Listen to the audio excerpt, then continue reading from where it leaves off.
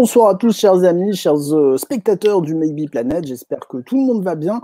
Alors ce soir, on fait une émission avec Thibaut. C'est un ufostrophe. Thibaut, c'est le troisième ufostrophe que nous faisons ensemble, hein, si je ne dis pas de bêtises. L'air de rien, c'est le troisième ufostrophe. Voilà. Bon, bah, on en a plein d'autres à faire, mais enfin. Donc voilà, troisième ufostrophe avec Thibaut. Et puis ce soir, nous avons le grand plaisir de recevoir Philippe Marlin. Philippe, comment vas-tu? Bah, ma foi, pas mal, comme quelqu'un qui est confiné au pied de la colline de Rennes-le-Château. Vous pouvez voir derrière moi quelques ouvrages qui viennent de la bibliothèque de Saunière, donc j'ai de quoi m'occuper. Tout va bien. Oui, effectivement, ça fait de la littérature. Alors c'est vrai qu'initialement, on voulait recevoir Philippe dans le cadre de la sortie du livre, Philippe Marlin, un enfant de planète. Alors, je vais vous lire rapidement la quatrième de couverture. Philippe Marlin, c'est un enfant de planète. En effet, la lecture des entretiens montre l'itinéraire d'un homme vorace de connaissances, doué d'une insatiable curiosité depuis l'adolescence qui déguste sans tabou les domaines d'un savoir inexpliqué, laissés souvent en jachère par la science, tels que l'ufologie, la parapsychologie, la cryptozoologie, l'archéologie mystérieuse, ce qu'il appelle les terres de l'ailleurs. J'adore cette formule. D'ailleurs, il ne faudrait surtout pas réduire Philippe Marlin à ces domaines, car il explore aussi avec beaucoup de passion les littératures de l'imaginaire, et notamment Lovecraft, une de ses boussoles littéraires. Il brasse des hypothèses sans imposer des certitudes. Homme à visage multiple, banquier le jour, chercheur infatigable des domaines de l'occulte la nuit, éditeur toujours, Philippe Marlin a vécu tout au long de sa vie avec l'ambition de décortiquer la matière, avec un grand M, ce plat flamboyant ou imaginaire et mystère en chasse dans une danse féconde. Une double vie donc, toute une vie. Voilà. Donc Philippe Marlin, Un enfant de planète, c'est le livre que vous voyez à l'écran qui a été écrit avec Claude Hartz. Alors pour tout vous dire, cette émission, on a essayé de la faire déjà 2 fois, Thibaut. Hein, la première fois, on avait eu un petit souci technique. Claude Hartz, l'auteur de ce livre, était là, mais mal. Hélas, on n'a pas pu faire cette émission. Et la deuxième fois, c'était des raisons beaucoup plus tristes quand même qui nous empêchaient de la faire, puisque c'était, on avait prévu cette émission et Joseph Alterac nous quittait la veille de cette émission. Donc bien sûr, on a préféré ne pas la faire et la différer. Alors Thibaut, tu voulais commencer cette émission justement en parlant de Oncle Joe, puisque je crois que c'était son surnom. Ouais, c'était important de dire un mot sur Joseph Alterac parce que il fallait profiter de la présence de Phil, qui était un très proche compagnon de Joseph, pour évoquer sa mémoire. Moi, je l'avais connu finalement 2 fois, je crois, au Salon des littératures maudites à Charleville, où il était venu forcément, on traitait de Lovecraft, même si c'était déjà une époque où il avait, pour ainsi dire, porté son regard ailleurs que sur les études Lovecraftiennes. On y reviendra avec Phil. Et puis, je l'avais rencontré au conseil d'administration aussi de l'ODS. Et voilà, je ne vais pas rajouter une ligne à tout ce qui a été dit sur à la fois la gentillesse, l'immense culture, la réserve, l'humour de ce personnage qui comptait beaucoup dans la science-fiction. Comment vous vous étiez rencontré avec Joseph, qui est évoqué dans le bouquin, évidemment, hein, Phil? Est-ce que tu peux nous dire 2 mots? Oui, c'est vrai que je lui ai consacré un chapitre un peu à la Reader Digest, les personnages les plus extraordinaires que j'ai rencontrés. Et j'ai rencontré Joseph, pour le situer dans le temps, il est mort à l'âge de 63 ans, donc il était jeune. Qui est jeune, c'est jeune. Et il est né en 1957. Moi, j'ai rencontré Joseph quelque part dans les années 90, au hasard de conventions secrètes et confidentielles, notamment sur Lovecraft. Donc on se croisait, on discutait, et puis un jour, évidemment tout à fait par hasard, je suis tombé sur lui. On est toujours dans les années 90, dans une librairie qui se trouve derrière les Champs-Élysées, derrière l'Étoile. Et c'était, je me souviens plus du nom de la librairie, mais pour Joseph, c'était chez Monsieur Dorépère. Monsieur Dorépère, parce que c'était le patron de cette librairie, évidemment, spécialisée en science-fiction fantastique et dans les genres qu'on adore. Et on a pris l'habitude de se revoir. Et on a fait plus que de se revoir parce que il a adhéré à notre association, l'Œil du Sphinx, dont il est devenu un administrateur. Il faisait partie du conseil d'administration et un pilier. Donc, il était membre de l'Œil du Sphinx depuis le 1er janvier 2000, quoi, depuis une vingtaine d'années. Donc tout ça pour dire que nous avions des relations étroites, et non seulement on avait ces relations un peu institutionnelles par l'association, mais surtout amicales, parce que on a partagé des tas de mauvais coups ensemble, des conventions, des colloques, des congrès, des missions scientifiques. Je me souviens, alors on appelle mission scientifique des balades entre copains avec un prétexte culturel quand même. Donc, on avait fait par exemple une mission scientifique en Belgique, au village de livres de Redu. Et on a été visiter, plus que visiter, déguster les spécialités locales d'une ferme qui s'appelle la ferme des Sanglochons, où on déguste de la viande croisée, de cochon et de sanglier. Bon, c'est un clin d'œil. C'était un chineur, c'était un fanatique. Excuse-moi, oui, c'était un fanatique de littérature. C'était un chineur. Il rentrait dans une librairie, puis il avait un espèce de nez supplémentaire qui se mettait à pousser quelque part, et il te dégotait des trucs que moi je n'aurais jamais vu, quoi. Alors, sur le fond, donc, la Chine, elle est au service d'une passion, et cette passion, on le connaît surtout pour la science-fiction, mais ça allait bien au-delà, c'est-à-dire que c'était un passionné des terres de l'ailleurs et de tout ce qu'il y a de... Chez nous, on aime bien le mot zarbi, tout ce qui a un peu de zarbi, tout ce qui a un peu de barjo. Une de ses passions, c'était les savants fous. Il avait en cours, qui n'est pas tout à fait fini, mais avec des amis, on va voir si on peut en faire quelque chose. Un bouquin sur la science barjo à l'aube du nazisme, quoi. Donc on voit se profiler la terre creuse, les soucoupes volantes nazies sur lesquelles il a déjà beaucoup travaillé, etc. Alors c'était un érudit. Ce n'était pas un écrivain au sens fiction, nouvelle. C'était un essayiste. Donc, on lui doit pas mal d'essais. Alors, il a commencé, comme tu le disais, Thibaut, par Lovecraft, dont il s'est éloigné, mais il y avait beaucoup de jeux dans tout ça, dont il s'est éloigné sans vraiment s'éloigner. Et c'est le moment où j'ai connu Joseph en vrai, disons. C'est le moment des études Lovecraftiennes, puisque Joseph avait pris la suite du fanzine américain qui s'appelle Lovecraftian Studies, qui était dirigé par Joshi, dont il a fait une version française. Une version française éphémère, du reste, puisqu'il y a eu 5-6 numéros, je sais plus, enfin pas beaucoup.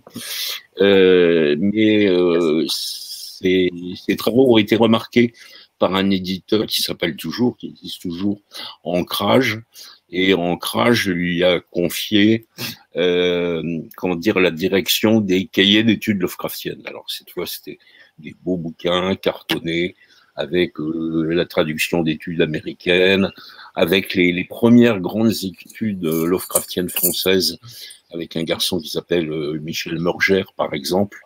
Donc il a fait un gros travail sur Lovecraft. Et ensuite, et parallèlement du reste, il a zippé sur les littératures de l'imaginaire et la science-fiction, avec toujours chez Ancrage 2 monographies, une sur H.G. Wells et l'autre sur Van Vogt. Celle sur Van Vogt, il l'a reprise aux éditions de l'Œil du Sphinx pour faire un livre hommage étude assez colossal. Toujours dans les littératures de l'imaginaire, il a fait un livre hommage aussi, publié toujours chez l'Œil du Sphinx, sur un écrivain de science-fiction français que personnellement j'aime beaucoup, il s'appelle Philippe Curval. Il a fait un travail remarquable sur Philippe Curval. Et c'est pas tout, c'était donc on voit Lovecraft, on voit les choses Barjault, on voit la science-fiction. C'était aussi, comme moi, hein, nous sommes des frères, c'était aussi un enfant de planète, c'est-à-dire un passionné du réalisme fantastique, un passionné du Matin des magiciens, et on a mené un certain nombre de projets aux éditions de l'Œil du Sphinx qui ont donné lieu d'abord à la sortie d'un vrai faux numéro de Planète. C'était une étudiante qui avait fait une thèse sur la revue Planète et qu'on a publié au format Planète avec les pages jaunes, etc.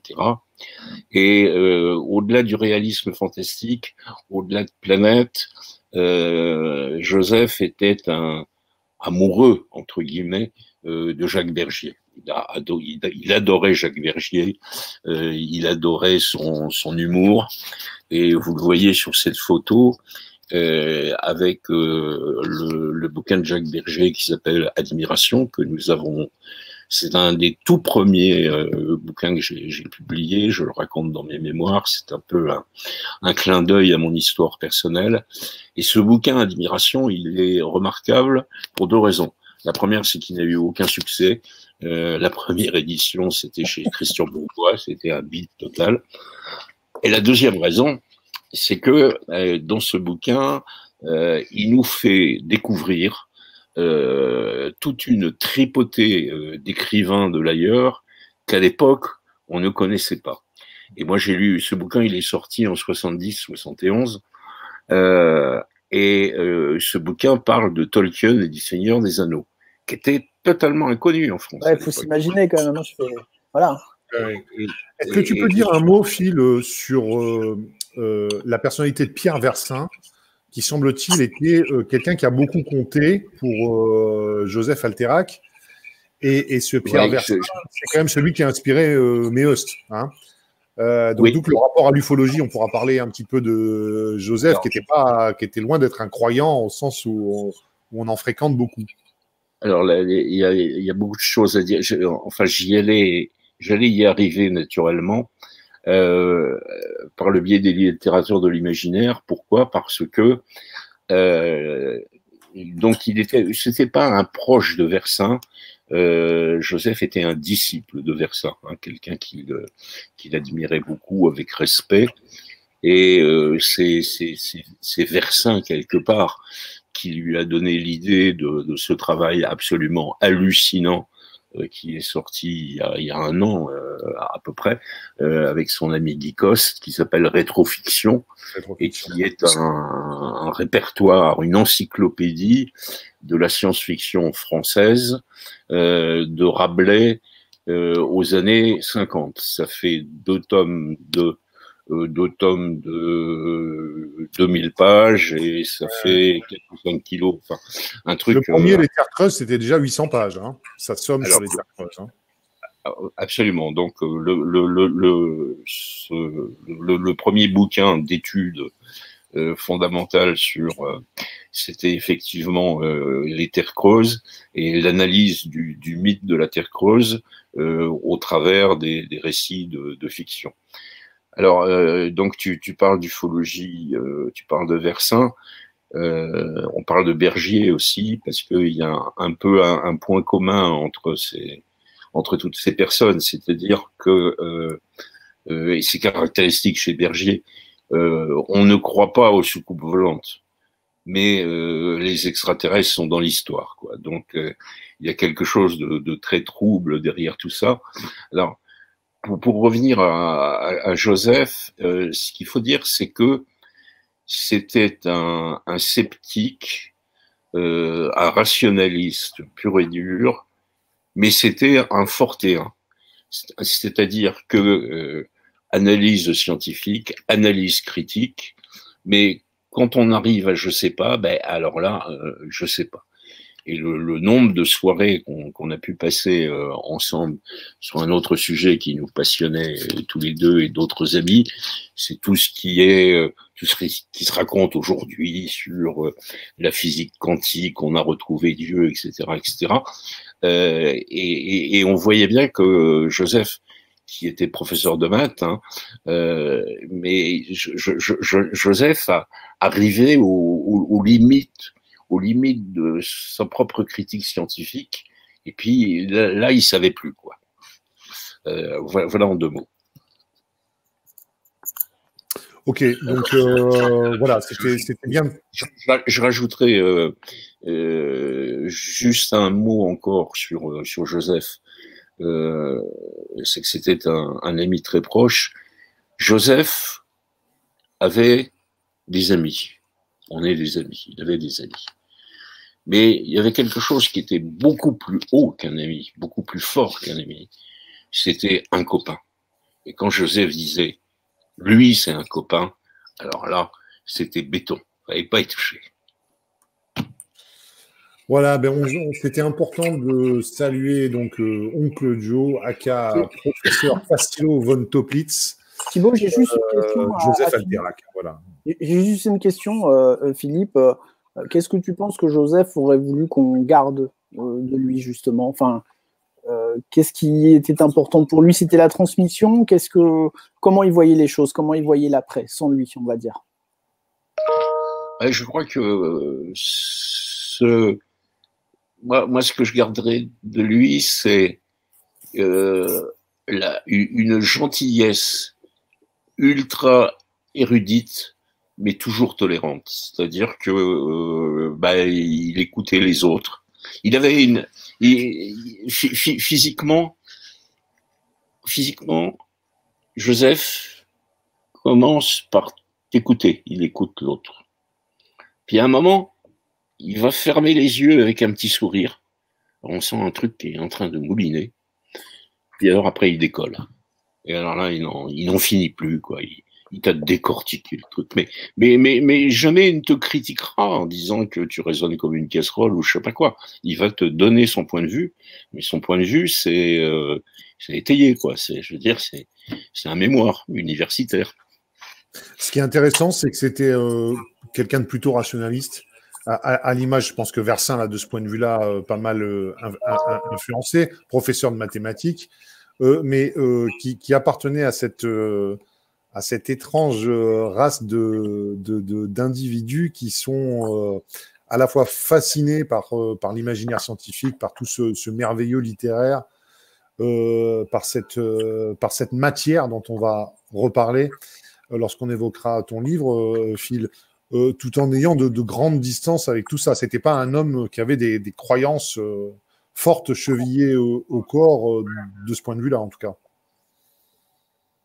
Non, absolument. Il savait écouter les autres, donc le jeu.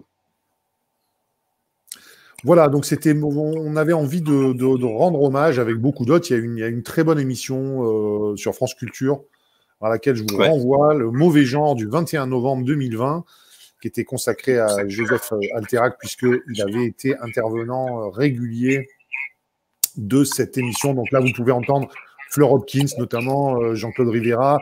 Fleur Hopkins qui a été très proche de lui, spécialement ces dernières années, pour une matière universitaire. Voilà. Et où la fantastique bibliothèque personnelle de Joseph Alterac avait fait apparemment merveille. Voilà. Même si, de l'aveu de Fleur Hopkins, qui le raconte dans l'émission, même s'il avait fait un classement par siècle récemment, ça devenait même pour lui assez pénible, assez difficile de retrouver une référence au milieu de ce qui était une accumulation assez extraordinaire de documentation, parce que c'était quelqu'un aussi, il faut le dire, qui s'était intéressé aux fusées allemandes, et puis qui était très épris de tout ce qui était la chose militaire, finalement, hein, un petit peu le monde des armées, l'aéronautique, la marine. Ah oui, il était passionné par un torpilleur japonais qui s'appelait le Yamato. Et pourquoi il était passionné? Parce que c'était un engin absolument extraordinaire qui a coulé le jour de son lancement. Donc c'était un grand spécialiste du Yamato. Alors, ben, sans transition, je pense qu'on peut attaquer la deuxième partie, Pascal, peut-être. Ah bah écoute, je dirais avec plaisir, bien sûr. D'autant que là, ça va être intéressant aussi d'avoir le regard acéré de Phil avec nous.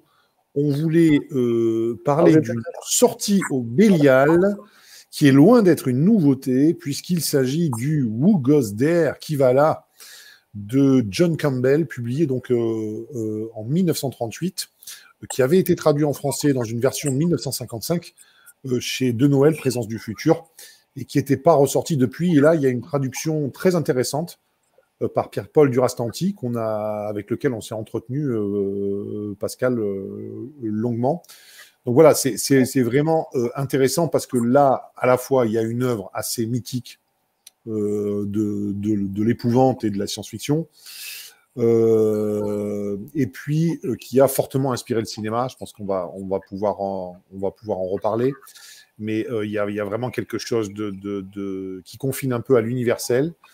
Je dirais qu'on peut en reparler, ça aussi, la chose qui se répand comme un virus fait de ce récit, un récit particulièrement contemporain et actuel. Je te le confirme, effectivement. Étonnamment contemporain. Malgré son âge. Et voilà, c'était intéressant d'en parler. Bon, alors, John Campbell, évidemment, c'est un auteur, même si assez vite, lorsqu'il devient éditeur lui-même, et notamment éditeur et rédacteur en chef d'une fameuse revue américaine, d'un pulp, qui s'appelait Astounding Stories, qui a publié de grandes histoires. Hein. C'est vraiment quelqu'un qui a compté, qui a été vraiment sans doute une des personnalités les plus influentes aux États-Unis pendant ce qu'on a appelé un petit peu cet âge d'or, hein, de la SF, puisqu'il va occuper ses fonctions jusqu'au tout début des années 70, The Thing. Alors, je sais pas, peut-être Pascal, tu veux faire un peu le pitch de la chose? Alors, le pitch de la chose... Alors, il faut savoir que c'est une nouvelle assez courte quand même, qui se lit assez vite, puisque je crois qu'il y a 120 pages à peu près. Donc, c'est vrai que c'est quelque chose que vous lisez rapidement, mais concrètement, le prix de vente est adapté au temps de lecture. Hein, donc, c'est pas quelque chose de très, très cher. Je vous admets que moi, je l'ai eu en e-book et c'est assez rapide et assez agréable à lire. Mais surtout, alors, la chose, on est... sans être... enfin, le film que nous connaissons et dont nous allons parler aussi est assez proche du livre sans en être une copie conforme. Mais c'est vrai, ce qui est étonnant dans la chose, c'est qu'on se rend compte, et ça, Bertrand Meheust le fait régulièrement et c'est important de le rappeler, quand cette nouvelle sort, nous sommes en 1938 et on parle déjà d'extraterrestres. Donc de dire que les extraterrestres, que la littérature ne parle pas d'extraterrestres avant 1950, bah, là c'est une contre-vérité puisque l'entité, enfin d'ailleurs c'est difficile à... Qu'est-ce que c'est au final? Est-ce que c'est un virus, un microbe, une entité? C'est difficile à définir, Thibaut, quand même. Oui, ben c'est presque une entité qui se répand en tout cas comme un virus, qui a la capacité de digérer ses victimes, de les reproduire, de s'en servir. On voit très souvent d'ailleurs dans les films les mues incomplètes, l'image horrifique des mues incomplètes. Et je pense que ça renvoie finalement, et je pense que c'est pour ça que ça a sans doute marché aussi bien, à quelque chose qui est de l'ordre un petit peu des monstres, du monstre mythologique, quoi, hein. D'ailleurs, on le voit bien sur... je t'ai mis un certain nombre, Pascal, d'illustrations de... Oui, alors, n'hésite pas à me dire effectivement... que tu peux aller voir. Et qui... ça, je crois que c'est la pochette originale, peut-être, non? Ou une des pochettes, en tout cas, de... Ouais, c'est une des pochettes c'est une des pochettes originales. Et là, tu vois la dimension mythologique de la chose apparaît encore plus clairement, hein. Dans une certaine mesure, ça peut être aussi un humain, hein. Ça, c'est autre chose déjà, ouais. Puisqu'elle a toute l'apparence. Alors, au niveau des films, ça a donné un certain nombre de films sacrément intéressants. Alors, le premier, c'est La chose d'un autre monde, The Thing from Another World. Nous avons le visuel. Je crois que c'est celui-là, c'est ça? Voilà, qui est exactement, qui va être repris d'ailleurs par John Carpenter. C'est intéressant, il y a des clins d'œil sur les trois films qui s'inspirent de cette œuvre. qui sont assez intéressants. Donc ça, c'est la première version, hein, produite par Christian, par Hawk et mise en scène par Christian Nibi. Christian Nibi. Oui. Ouais. Est-ce que ça te parle, Phil? Ah bah bien sûr que ça me parle. Je connais les deux films, mais je te laisse développer. Hein. Disons que moi, je l'ai découvert tout bêtement dans un recueil. C'était Présence du futur, je crois. Le ciel est mort ou quelque chose comme ça. D'une part et d'autre part. Et moi, ce film m'a beaucoup impressionné. Pour les Lovecraftiens dont je suis, il est considéré comme un des meilleurs films d'ambiance Lovecraftienne. C'est intéressant parce que c'est pas tiré d'une nouvelle de Lovecraft, mais l'ambiance est Lovecraftienne et le clin d'œil aux montagnes hallucinées, aux montagnes de la folie. Il est là, il est là. Mais je te laisse développer. Oui, alors ce qui est intéressant, c'est de voir que vraiment la plupart de ces films ont marqué. Alors peut-être pas le dernier, celui de 2011, mais on peut en reparler. Il faut dire quand même de The Thing from Another World qu'elle est inscrite depuis 2001 au National Film Registry pour être conservée à la bibliothèque des congrès du Congrès des États-Unis en raison de son importance culturelle, historique ou esthétique. Donc là, on est vraiment dans une reconnaissance. Alors, le film de Carpenter, c'est différent. Pour moi, c'est vraiment un des chefs-d'œuvre. On avait déjà eu l'occasion d'en parler. C'est rigolo d'ailleurs lors d'un premier Ufostrophe, mais reparlons-en quand même. C'est vraiment l'un des chefs-d'œuvre du film de genre d'extraterrestre, hein, réalisé par un réalisateur assez iconique qui est John Carpenter. Sur ce film-là, ce qui n'a pas été le cas sur à peu près la majeure partie, malheureusement, des films de John Carpenter, les studios ont mis les moyens. Hein. Y a à la fois des acteurs comme Kurt Russell qui accompagnent John Carpenter par ailleurs dans sa filmographie. Une musique assez magistrale réalisée à la fois par John Carpenter et par Ennio Morricone.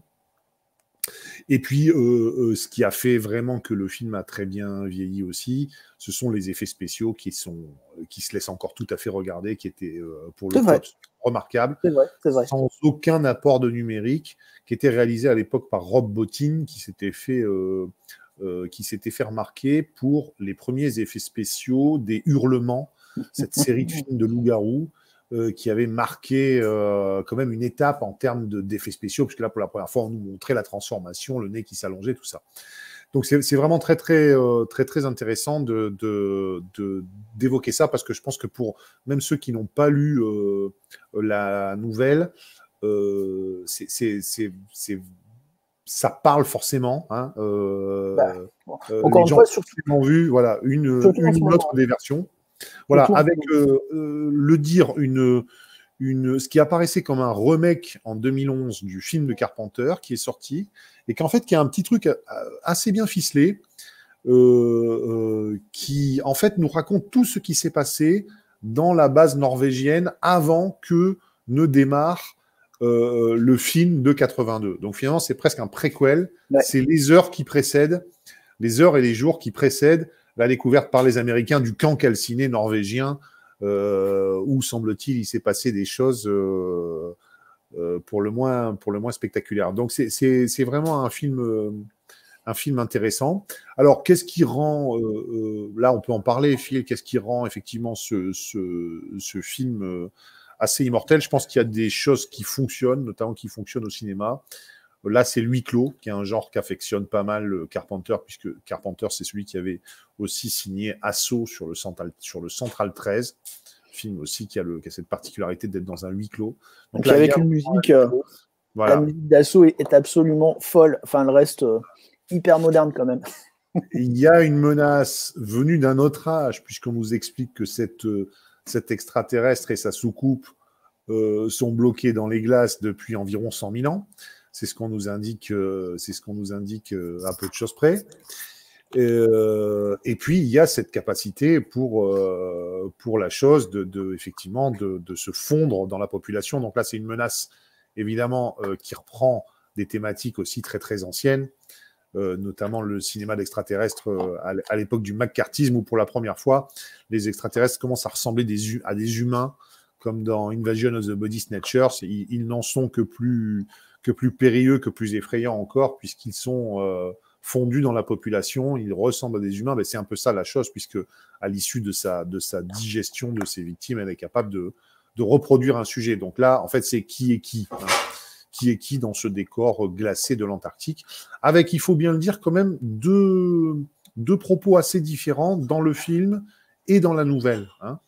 Alors, je ne vais pas spoiler, je ne vais pas dire où est la version positive et la version négative, pour ceux qui voudraient découvrir et le film et la nouvelle. Mais dans l'une des versions, on peut dire qu'il y a une fin qui est extrêmement pessimiste, extrêmement noire. Et dans une autre version, je laisse aux spectateurs et aux fans de littérature le soin de découvrir ça, il y a une version qui est beaucoup plus joyeuse, beaucoup plus optimiste. Là, on peut dire ça, Pascal.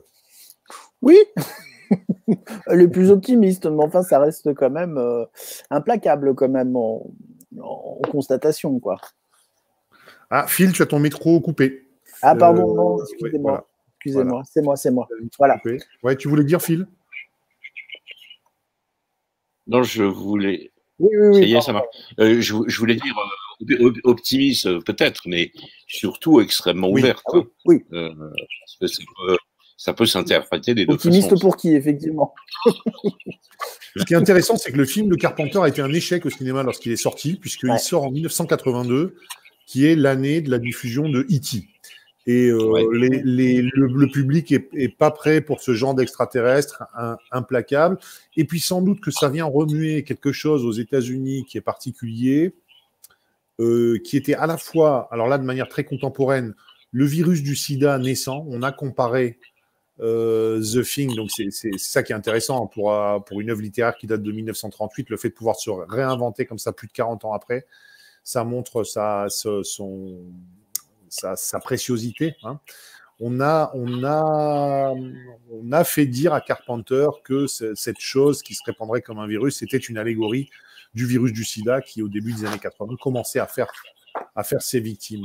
Et puis, si on se place d'un point de vue un petit peu plus ufologique, ça renvoie à quelque chose de très, très profond aux États-Unis aussi, lorsque la rencontre se fait de manière comme ça, hostile, vindicative ou particulièrement saignante, c'est que ça renvoie sans doute, effectivement, là, pour le coup, au passé colonial américain, hein, et au grand génocide des Amérindiens à partir de la conquête espagnole, on va dire ça comme ça, pour faire bref, hein. 150 millions, faut rappeler quand même, hein, 150 millions d'Américains, d'Indiens d'Amérique au moment de l'arrivée de Christophe Colomb, et 15-20 millions aujourd'hui. Donc on est vraiment là dans un fait de l'histoire qui, je pense, imprègne cette vision de l'extraterrestre qui est jamais, là pour le coup, que l'incarnation de l'altérité par excellence, hein. Et sur The Thing, c'est ça, c'est à la fois l'altérité totale et en même temps quelque chose qui est capable de manière très très insidieuse de nous dupliquer. Mais encore une fois, c'est quelque chose de très contemporain, d'assez utile à lire. Et puis de toute façon, on le sait, on l'a assez dit pendant toute l'année, la crise qu'on est en train de vivre, c'est aussi une réflexion à avoir sur nos prochaines escapades extraplanétaires, puisque les choses se rapprochent avec Artemis pour la Lune assez prochainement. Donc voilà, il faudra se poser les bonnes questions, je pense.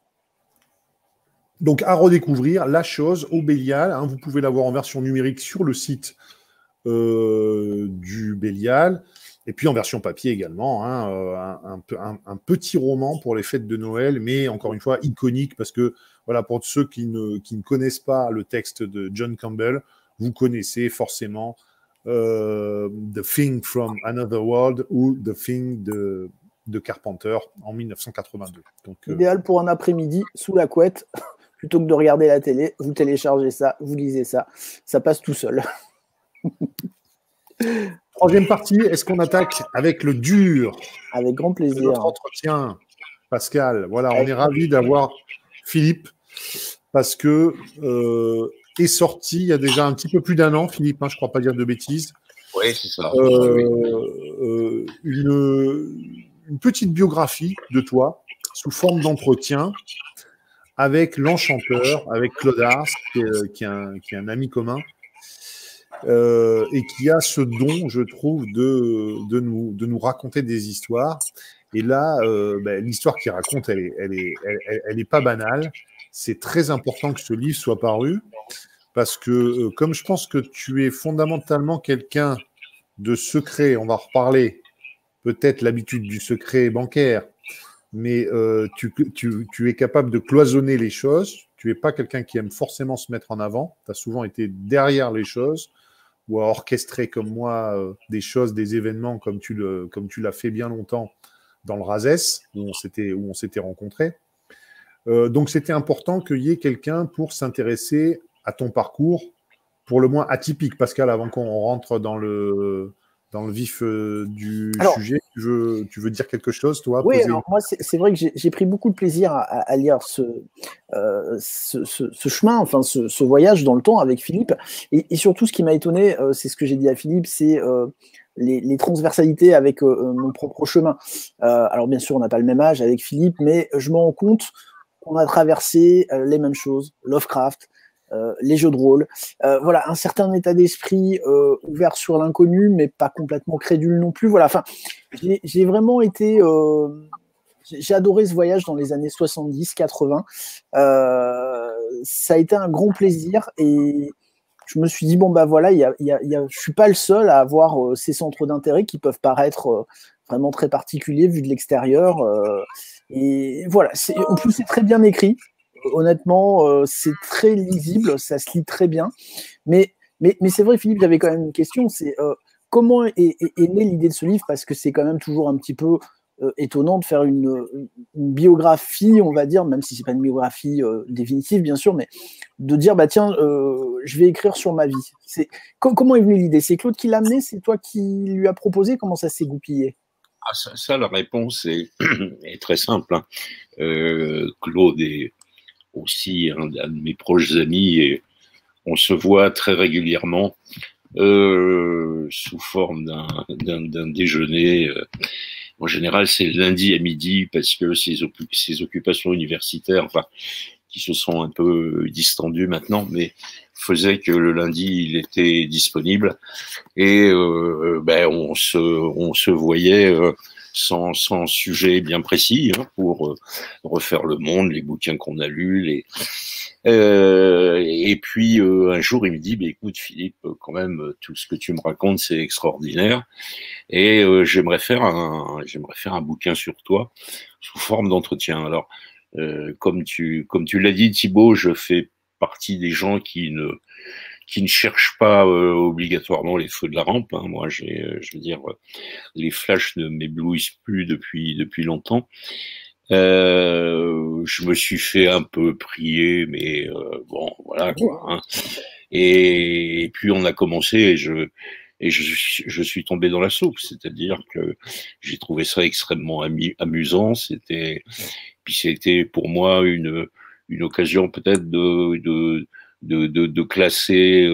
classer mes idées, de restructurer ma pensée, ma démarche, de la mettre un peu en perspective. Enfin, donc c'était un exercice agréable, mais dont la paternité revient totalement à l'ami Claude. Hein. Sans Claude, je n'aurais jamais sorti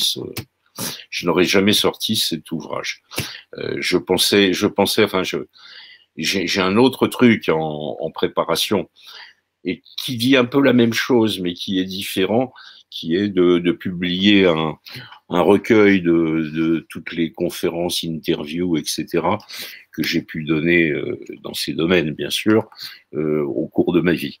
Mais ça n'aura pas le ton personnel d'un enfant de planète. Voilà. Alors, Thibaut, tu as ton micro coupé, mais c'est peut-être... Oui. Alors, c'est vrai que moi, ce qui m'a... je me suis mis à ta place dans tes jeunes années où tu étais beaucoup en déplacement. Et je me suis dit, mais aujourd'hui, on serait en déplacement comme ça, le soir on serait pas à la maison, ben, on allumerait la télé, on serait sur les ordinateurs, on serait sur les smartphones. Bah toi, à ton époque, on prenait un livre et puis on lisait. Enfin, c'était quand même une autre époque.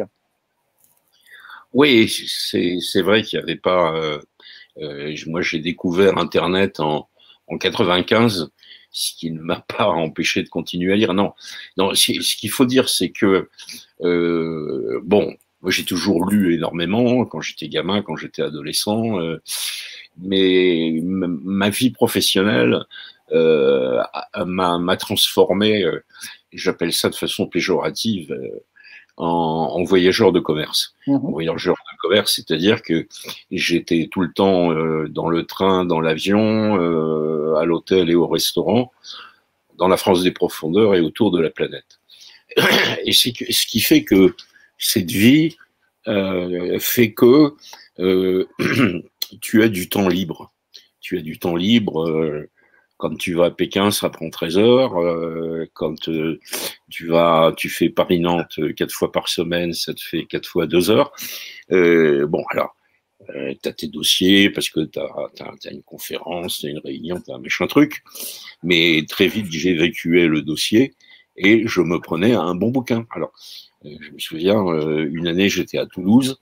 À l'époque, Toulouse-Paris, c'était 7 ou 8 heures par le Capitole, ce magnifique train, où il y avait un magnifique restaurant, et je me suis descendu toute la collection Angoisse de chez Fleuve Noir, de façon systématique. Et je garde de Toulouse un souvenir merveilleux, pas seulement à cause de son cassoulet. Et donc c'est vrai que le temps, c'est une donnée extrêmement importante. Alors, on peut bâiller aux corneilles, on peut dormir, mais moi, je bouquinais. Et j'ai continué. Alors, un des grands chocs, justement, que tu racontes, tu commences un peu par ça, hein, page 19, tu évoques le choc de la parution du Matin des magiciens en 1960. Là, qui, toi, va être, d'où, évidemment, le sous-titre de cette biographie, un enfant de planète. Tu vas vraiment faire partie de cette génération que Bergier et Pauwels vont électriser avec ce bouquin dont on a oublié l'importance qu'il a eu et le succès phénoménal d'édition qu'il a représenté à l'époque. Oui, du reste, une petite parenthèse d'actualité, enfin d'actualité récente, c'est que dans notre petite maison d'édition, on a une collection qui s'appelle la Gazette Fortéenne, et on vient de pardon, et on vient de sortir un numéro spécial, beau gros bouquin sur les 60 ans du Matin des magiciens, puisque le Matin des magiciens a eu 60 ans au mois de janvier. Et donc c'est tout ça pour dire que c'est toujours d'actualité pour moi. Alors donc pour revenir à ce choc des années 60, alors il faut se remettre dans le contexte, hein. On est dans le contexte de l'après-guerre qui a laissé quelques traces, et on est dans un contexte intellectuel encore étouffé. Encore étouffé. On a, je veux dire, Papa Sartre n'est pas bien loin, et l'optimisme, on le cherche, mais on le cherche un peu avec honte. 68 est devant nous, mais 68 n'est pas passé. Et le Matin des magiciens, ça va être quelque chose de formidable pour les jeunes que nous étions à l'époque, les jeunes intellectuels. Ça a été, j'appelle ça l'ouverture des fenêtres, c'est-à-dire un grand coup de vent, un grand coup d'air frais, mais comme le disent très bien les deux auteurs, avec toutes les précautions d'usage. Hein, si on a raconté que 90% de conneries, c'est pas grave. Il reste 10% sur lesquels on va pouvoir travailler, on va pouvoir réfléchir.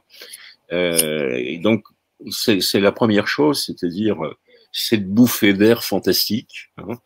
Et puis, derrière, il y avait la Huchette, Boris Vian, le jazz. Et ça commençait à devenir fort sympathique. Bouffée d'air. Et deuxième chose, sur un plan plus philosophique, c'est que cette idée très forte qui est que la tradition et la science, ben, c'est pas des choses contradictoires. C'est-à-dire que et on voit tous les jours combien c'est vrai. Je parlais tout à l'heure de la nouvelle tarte à la crème qui est la physique quantique, la mécanique quantique, dont on veut faire dire tout et n'importe quoi. Mais on est dans le sujet. Et du reste, dans le Matin des magiciens, à un moment, Powell, puisque c'est la plume de Powell, s'interroge sur son propre parcours. Et à un moment, il dit, si je devais refaire ma vie, c'est pas écrivain que je serais, que je deviendrais, c'est physicien. Et il fait 3-4 pages sur la mécanique quantique, donc on est dans les années 60 quand même, qui sont assez bouleversantes, quoi, parce que, et tu rejoins ça à science et tradition, qui ne sont pas des ennemis, mais qui sont des sœurs jumelles, et des parallèles qui souvent se croisent, contrairement aux parallèles académiques. Et tout ça, c'est le matin des magiciens. Le Matin des magiciens nous a apporté une foultitude de choses qui continuent à pleuvoir aujourd'hui. Le Matin des magiciens, bien sûr, a disparu, mais on a eu les petits rouges de Gélu, on a eu les gros noirs de Robert Laffont, d'Albin Michel, et la littérature ésotérique, enfin, avec le meilleur et le pire, puisque dans mes nombreuses vies, j'ai été aussi libraire pendant une petite dizaine d'années à Rennes-le-Château et surtout à Rennes-les-Bains. Je peux te dire que la littérature ésotérique, ça marche du feu de Dieu, quoi. Elle connaît pas la crise, celle-là. Alors, on va pas rentrer dans les détails, mais tu as fait une carrière entière dans une grande banque française. Tu as fini, on restera pudique là-dessus, d'ailleurs tu ne livres pas plus que ça dans le livre non plus, mais tu as fini par occuper, on va dire pudiquement, de très hautes fonctions, hein, vraiment des fonctions de direction au sein de cette banque à la fin de ta carrière. Mais tu racontes dans le chapitre 2, apprentissage, comment au démarrage, finalement, tu es auditeur financier. Donc tu arrives, tu plantes finalement ton attaché case quelque part, tu vérifies les comptes, et là, ça peut te prendre du temps. Tu restes pendant plusieurs jours coincé. Alors, il décrit plein de coins, Brive-la-Gaillarde notamment, hein. Et c'est là que tu te plonge vraiment dans cette littérature, et notamment cette littérature aussi que tu as soufflé un peu Bergier, puisque tu te plonges dans Tolkien, c'est à cette époque-là, les années 70, que tu te plonges dans Lovecraft aussi. Donc vraiment, on peut dire que tu es doublement un enfant de planète, tu es aussi un fils spirituel de Bergier, parce que finalement, tu vas te retrouver à agiter la même soupe, le même maringot, cette matière. Donc, est-ce que tu peux me dire un mot là-dessus, sur cette matière qu'évoque Claude Ars? Ah, le mot matière, oui. Pour moi, le mot matière, c'est quelque chose de fondamental. Matière, c'est une grande soupière dans laquelle on trouve les deux choses qui comptent pour moi dans ma vie, qui sont les littératures de l'imaginaire, là on voit ce que c'est, et les terres de l'ailleurs. Hein. Donc les terres de l'ailleurs, là-dedans, on va trouver l'ésotérisme, l'alchimie, la kabbale, mais aussi la cryptozoologie, mais aussi la parapsychologie, mais aussi l'ufologie. Et donc j'ai toujours baigné dans cette matière, avec tous les risques du métier. Et quand on plonge dans la matière, on prend un gros risque. Et le risque, il est permanent. C'est le risque de la confusion des genres. Le risque de la confusion des genres, je me souviens, j'ai commencé ma carrière éditoriale en publiant des fanzines. Il y avait un fanzine célèbre qui s'appelait Dragon et Microchips. Et Dragon et Microchips est né essentiellement littérature de l'imaginaire. Et puis, au fil du temps, on a commencé à injecter des articles sur... Et il y avait des articles sur l'ufologie. On avait un excellent copain, Franck Périni de Lille, qui était un passionné d'ufologie, qui était traducteur aussi, passionné de Lovecraft par ailleurs. Et bon, on a commencé à parler d'ufologie, et je me souviens là, de la vieille garde fort sympathique de la science-fiction de l'époque, m'est tombé dessus en criant confusion des genres. Ah, l'ufologie, ah, c'est l'aspect vrai de la science-fiction, alors pour toi. Et puis, alors, crime suprême, alors ça, je l'ai gardé, je l'ai encadré, et j'en suis fier. On m'a dit, mais toi, t'es en train de nous recréer la revue Planète, au scandale. Bon, donc, voilà la matière. Voilà les deux mamelles de la matière, voilà le risque qu'on a quand on travaille sur la matière, et ce risque, on le gère avec un qualificatif qui est le qualificatif de fortéen. Et ce qualificatif, il est fondamental, c'est-à-dire, il te dit là où est la barrière. Alors, Philippe, important, parce que, effectivement, pour nous, Fortéen, c'est quelque chose d'évident, enfin, en tout cas de connu. Est-ce que tu peux rappeler un petit peu qui était Forte à travers son livre des damnés, justement, parce que c'est peut-être pas, pour les gens qui vont nous regarder, c'est peut-être pas si évident que ça de qui est Forte. Bon, alors, Charles Fort, un écrivain américain qui avait pour caractéristique de s'intéresser à tous les phénomènes bizarroïdes qui pouvaient survenir sur la planète. Et ces phénomènes bizarroïdes, ça allait des apparitions, des observations de soucoupes volantes, à des pluies de grenouilles, à des murs qui saignent, à tout et n'importe quoi. Et comment dire, il archivait tout ça et il découpait dans les journaux, il faisait des fiches, des classeurs, etc., etc. Et il en a tiré plusieurs bouquins, dont le plus connu est le livre des damnés. Et le livre des damnés, il dit une chose très simple, hein, c'est tout mérite d'être étudié. Tout, même les choses les plus farfelues. Mais quand vous... Et tout mérite d'être recoupé. C'est la reliance qui est une révélation pour toi aussi. Hein? Alors, c'est la reliance. On tire les ponts, on tire les fils.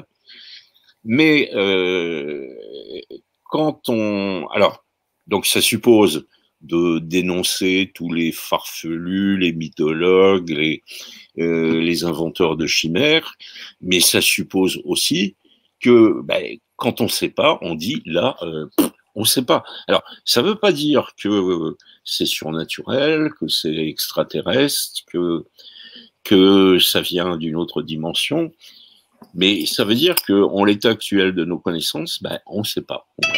On n'a pas d'explication.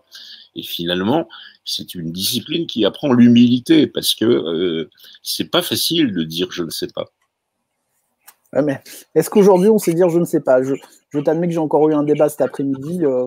J'ai l'impression que le je ne sais pas est compliqué quand même aujourd'hui. Voilà, dans notre monde où il faut une réponse à tout de suite, immédiatement, dire je sais pas, c'est presque suspect aujourd'hui quand même. Oui, dans le monde de la post-vérité, c'était très suspect. Oui, absolument. Moi, je te parle de mon expérience, de mon aventure intellectuelle et de comment je l'ai gérée et comment je la gère encore aujourd'hui. Enfin, je veux dire, c'est ma ligne de conduite. Hein, j'en ai jamais varié. À une époque qui était tout autre. Alors, je vais passer directement à 73 parce que c'est une grande année, c'est l'année de ma naissance et c'est l'année d'un choc. La mienne aussi. Ariégeois et celle de Pascal, c'est vrai qu'on est tous les deux de 73. Là, c'est pas n'importe quelle année. T'es, en gros, et pour faire vite, tu es pour ton travail dans l'Ariège. De là, tu vas découvrir les châteaux cathares et notamment Montségur. Et de là, tu vas découvrir à la fois une région qui va être très importante pour toi, mais tu vas nous le dire pourquoi. Et puis, tu vas découvrir un autre personnage, un autre littérateur et un personnage très énigmatique sur lequel notre amie Geneviève Béduno a beaucoup travaillé. C'est Gérard de Sède. Donc là, c'est beaucoup de questions à la fois, mais est-ce que tu peux nous restituer cette époque, découverte du Haut-Razès, finalement, qui va devenir ta seconde terre natale, et puis de Gérard de Sède? Oh, c'est une découverte assez simple. Bon, le contexte, c'est la vie de représentant de commerce. Le mois de novembre à Lavelanet, célibataire, c'était quand même pas spécialement joyeux. Donc, toujours la même chose, hein, les bouquins. Et j'avais pris l'habitude, une semaine sur deux, je restais dans la région, puis l'autre semaine, je rentrais à Paris, j'allais prendre la Caravelle à Toulouse, parce que c'était la Caravelle encore. Et puis, dans les bouquins, je suis tombé, c'était l'époque des Petits Rouges, je suis tombé sur L'Or de Rennes, le trésor maudit de Gérard de Sède, que je lis. Et puis, il y a un truc assez dingue. J'avais vaguement entendu parler de Rennes-le-Château, mais Rennes-le-Château, Rennes, pour moi, ça faisait Bretagne, Vendée, je sais pas quoi. Et je prends une carte et je me rends compte que Rennes-le-Château, c'était à 60 km de Lavelanet. Donc, un week-end de localité confinée, j'ai pris ma voiture, je suis allé à Rennes-le-Château. Alors là, c'était une découverte absolument extraordinaire parce que, en ayant lu de Sède, moi, je pensais arriver à Lourdes, voir des cathédrales, des machins trucs. Putain, il y avait un brouillard à couper au couteau, le paysage magnifique, tu voyais rien du tout. Mais il y avait près de l'église une espèce de machin d'allumé, hôtel de la Tour. Je suis rentré, c'était l'heure de midi. Et je suis tombé sur un personnage extraordinaire qui s'appelait Henri Bution.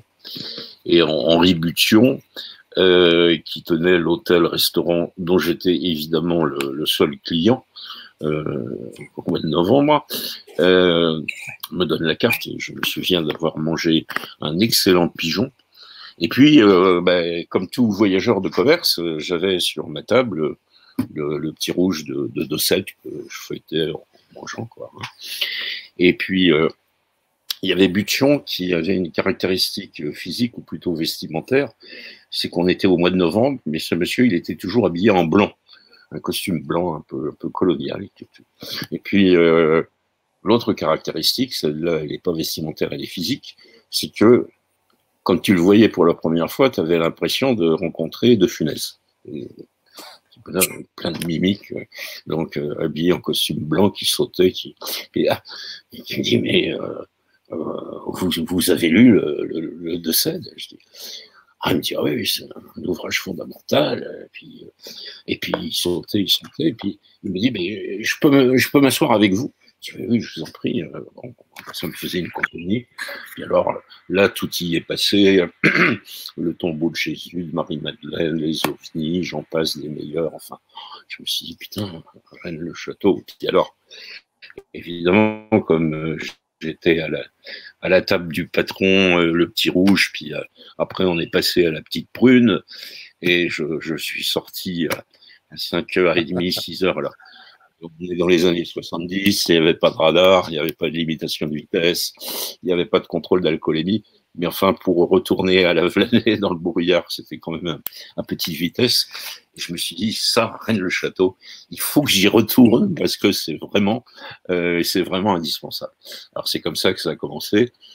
Et puis, ensuite, Rennes-le-Château fait partie dans ma soupe. Des sujets intéressants à explorer à la lumière fortaine, quoi, hein. Est-ce que c'est cellulaire, est-ce que c'est du cochon? Et c'était d'autant plus passionnant que Rennes-le-Château, c'est le papier tue-mouche qu'il y avait dans la cuisine de ma grand-mère, c'est-à-dire ça attrape tout, quoi. Ça attrape des mouches ça attrape aussi le trésor des Visigoths, ça attrape les Illuminati, ça. Bon, alors, tu nages dans tout ça et tu essayes de te faire une religion. Alors, cette histoire de Rennes-le-Château a pris pour moi des proportions un peu inattendues, enfin, du moins, je n'y pensais pas vraiment, c'est que il y avait une librairie à Rennes-le-Château qui s'appelait l'Atelier Empreinte, et à laquelle j'allais quand je passais à Rennes-le-Château. Et un jour, j'y passe et la responsable de la librairie me dit « Ah, ben tu sais, Philippe, je vais vendre la librairie. » Elle refusait sa vie. Bon, peu importe, problème personnel.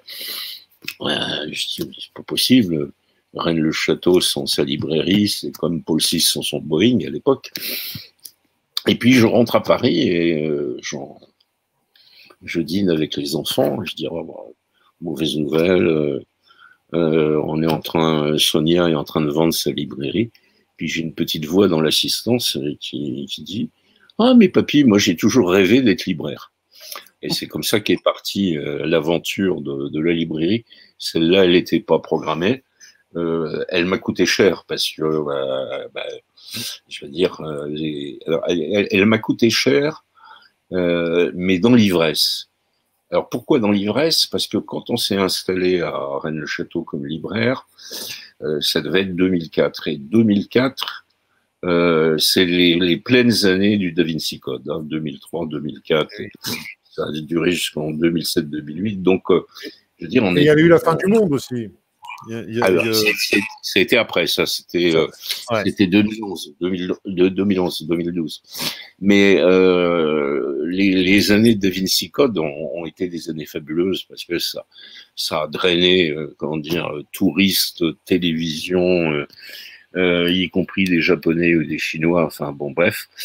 La fin du monde, oui, c'était plus tard.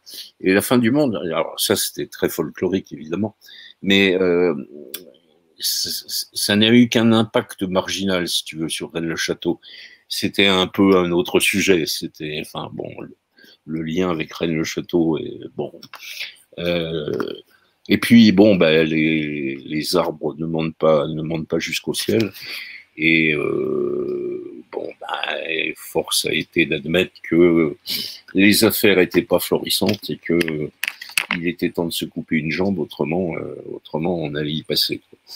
Et donc on a passé la main. La librairie a été reprise, elle végète aujourd'hui. Mais bon, voilà, je le regrette quelque part parce que c'était une aventure chère à mon cœur. Alors cette aventure chère à mon cœur m'a permis quand même d'aller un peu au fond des choses dans l'affaire de Rennes-le-Château. Et quand tu vas au fond des choses dans l'affaire de Rennes-le-Château, tu vois très bien que il n'y a pas une affaire de Rennes-le-Château, il y a deux affaires de Rennes-le-Château.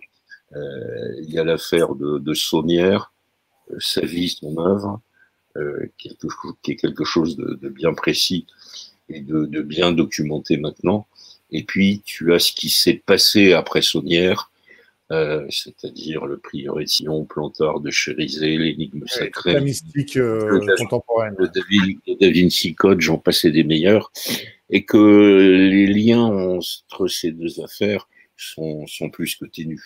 Je crois que là encore, je suis fortéen et je suis pas sceptique. Pour moi, ça reste une belle histoire.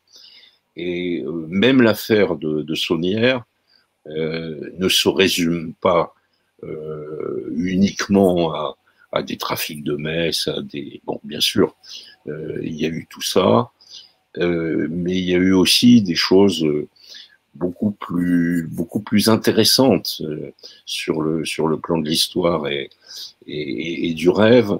Ça a été, comment dire, l'impact de la Révolution française dans la région. Ça a été comment dire, les prêtres réfractaires, ça a été l'évêché d'Alais, ceux qui n'ont pas voulu prêter serment à la constitution civile du clergé devaient partir en exil. Donc tu as tout l'évêché d'Alais qui est parti en exil à Sabadell, de l'autre côté de la frontière en Espagne. et l'évêché d'Alais avait comment dire, quelques terrains autour de Rennes-le-Château, et ils ont manifestement, comment dire, planqué dans une des grottes entourant Rennes-le-Château un certain nombre de choses qui ne sont pas l'Arche d'Alliance, le Saint Graal ou que sais-je, mais qui sont des biens qui étaient considérés comme des biens précieux d'église, où il y avait du mobilier. Là, j'ai un bureau qui... il y avait des bouquins. Là, j'en ai plusieurs qui viennent de cet endroit. On les repère facilement parce que c'est des bouquins du XVIIe siècle.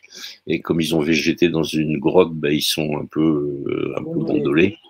Et puis, il y avait des objets précieux d'église. Les objets précieux d'église, c'est des calices ciboires là, avec des pierres incrustées. Et Béranger Saunière était rentré en relation avec un, je sais pas comment on appelle ça, un spécialiste de pierres précieuses. C'est un nom précis, enfin peu importe, qui habitait à Anvers. C'était un juif qui s'appelait, enfin peu importe, Schwab. Et ce Schwab est venu 2 fois à Rennes-le-Château pour. Bon. Donc ça, c'est Béranger Saunière, son histoire. Alors ensuite, les sociétés secrètes, c'est un autre sujet qui est magnifique, hein, qui est magnifique parce que les plantards de Chérizet qui ont monté toute cette histoire, c'est des super mythomanes. Enfin, ils ont fait un travail de création mythographique formidable parce que en se basant sur des choses réelles, à Stenay, à Gisors, à le château, arrivé à, mais ça reste une autre histoire, quoi. Voilà mon petit résumé sur Rennes-le-Château, qui est à 4 km de moi en ce moment. Eh oui, effectivement. Est-ce que qui prouve que j'y suis toujours attaché. Exactement. Est-ce que tu penses que l'esprit planète est encore là aujourd'hui ou qu'il s'est un petit peu dissipé, dilué dans les nouvelles technologies Je pense que l'esprit planète est toujours là, mais il ne sait pas qu'il est toujours là. Dit autrement, vous deux que je vous vois sur mon petit écran, vous en faites partie aussi. Vous en faites partie aussi parce que vous avez cette démarche. Thibaut, tu as cette démarche. Pascal, tu as cette démarche. Vous vous intéressez entre autres à l'ufologie. Vous êtes des passionnés d'ufologie, mais vous êtes des passionnés d'ufologie avec les précautions d'usage, en sachant là où il faut mettre la limite parce que on n'a pas la preuve, on n'est pas sûr, et en dénonçant la création, la création fantaisiste parce que on la trouve souvent aussi. Donc moi je pense que l'esprit planète, je préfère dire le réalisme fantastique, c'est plus parlant. Le réalisme fantastique, ça veut dire que la nature est fantastique, le monde est fantastique. Il faut pas aller chercher des trucs absolument alambiqués au fin fond des spiritualités orientales. C'est notre monde qui est fantastique. En 73, il y a quelque chose qui va intéresser les auditeurs de Méli Planète. Toujours à l'Alvanais, hein, où tu es dans ton hôtel-restaurant là, avec ton patron. Ouais. Tu vas apercevoir, alors après ce que tu nous as dit sur ce que tu buvais, c'est compliqué, mais... C'est moi le patron, c'était un de mes collaborateurs. Voilà. Et là, tu aperçois une soucoupe volante. Est-ce que tu peux nous raconter cette observation? Alors, oui. Novembre 73. Donc cette observation, l'intitulé, c'est « Plus noir que vous ne le pensez ». Donc je suis à l'hôtel du commerce, qui n'existe plus, sur la grande place du marché de Lavelanet, une place du marché qui existe toujours. Et qu'est-ce que font les représentants de commerce quand ils ont fini le boulot? bah, ils vont dîner, ils boivent un coup, et puis après ils vont au bar, ils prennent un café, puis de temps en temps un petit digestif. Et puis bah, ce jour-là, quelqu'un rentre, ah venez voir, il y a quelque chose de bizarre, donc on sort. Et c'est là qu'on a vu au-dessus de la place du marché, et c'est pour ça que j'appelle ça plus noir que vous ne le pensez, puisque on est au mois de novembre, on est dans la nuit noire, et on voit quelque chose de plus noir que la nuit noire, en forme de disque. Donc les gens commencent à se manifester, il y a des gens qui sortent, des fenêtres qui s'ouvrent, il y a le patron du bar, du restaurant, je sais pas quoi, qui appelle la gendarmerie. La gendarmerie qui est arrivée, mais tout était fini, quoi. Et le truc, c'est assez banal, hein, ce que je raconte. C'est pas spectaculaire. Et le truc a disparu. Moi, il y a deux choses qui m'ont frappé. C'est plus noir que vous ne le pensez. Et la deuxième chose, mais qui est banale en ufologie, je crois, c'est ça disparaît, non pas youp, mais ça existe, puis ça n'existe plus, quoi. Le phénomène était silencieux? Le phénomène était totalement silencieux. D'accord. Est-ce que tu as eu l'impression, comme beaucoup de témoins, de rapprocher comme ça, qu'il y avait une forme de temps qui s'arrêtait, que le silence se faisait dans l'environnement alentour, oui. qu'on était dans une parenthèse? Ça oui. Ouais. Ça oui, c'est-à-dire le temps s'arrête, on est au mois de novembre, il fait froid, mais il fait encore plus froid.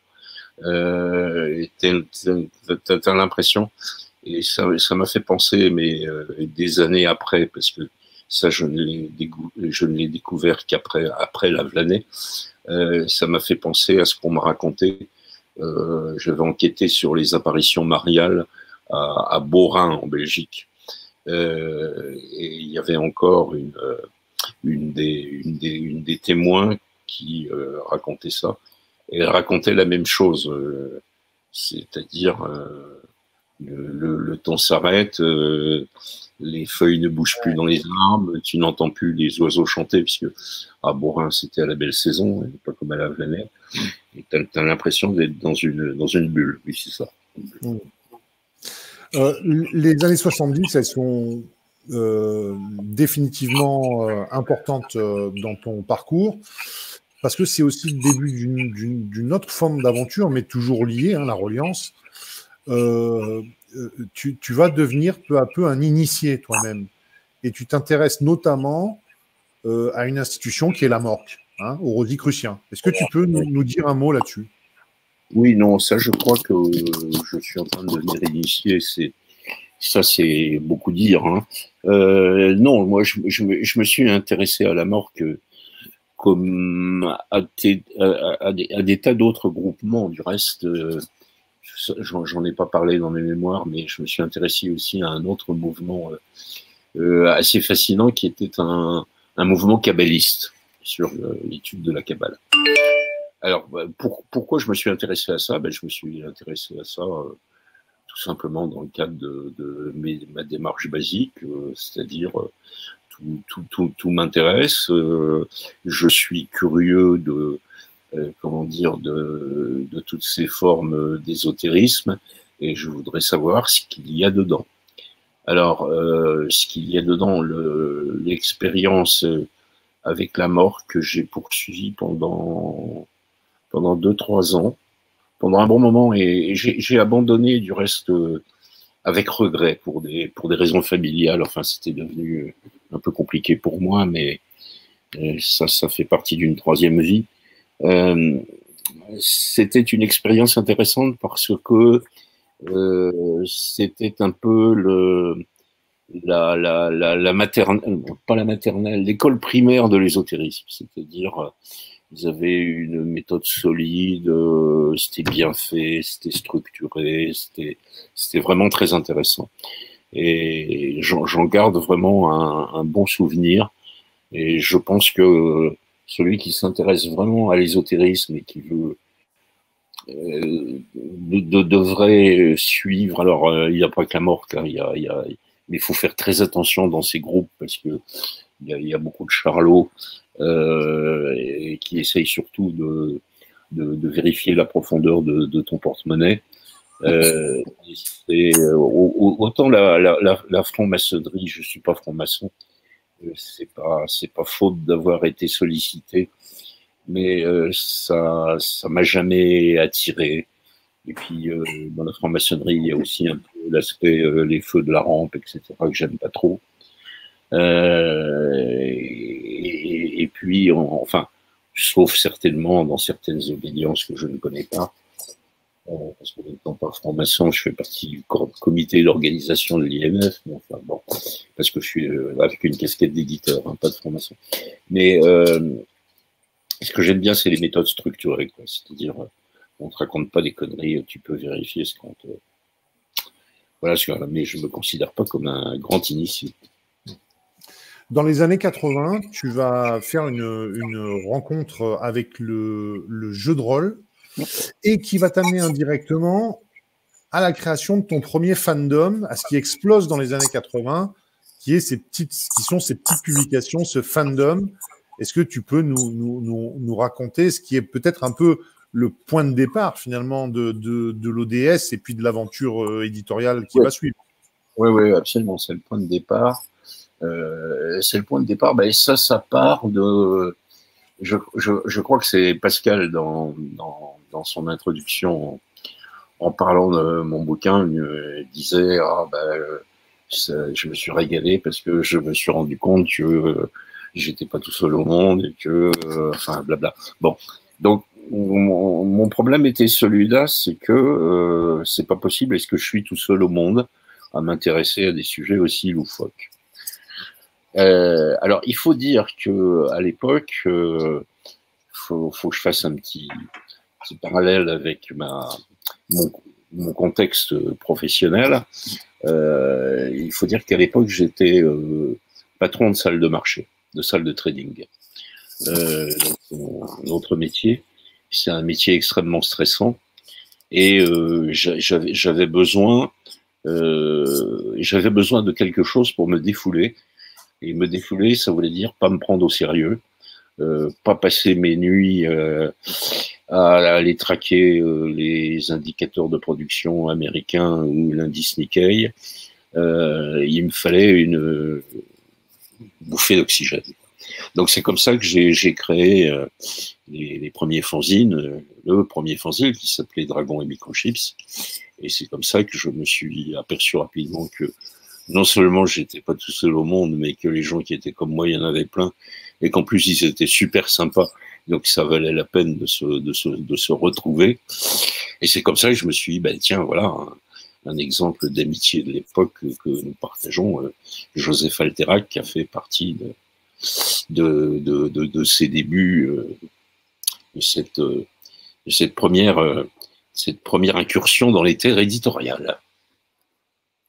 Est-ce que tu regrettes pas un peu justement cette époque où on avait, on avait un plateau, on avait des dés bizarres, on avait un maître du jeu qui se décarcassait à créer un scénario pour ses joueurs. Aujourd'hui, le jeu vidéo a un petit peu balayé tout ça. Enfin, ça paraît un petit peu désuet quand même aujourd'hui pour les jeunes.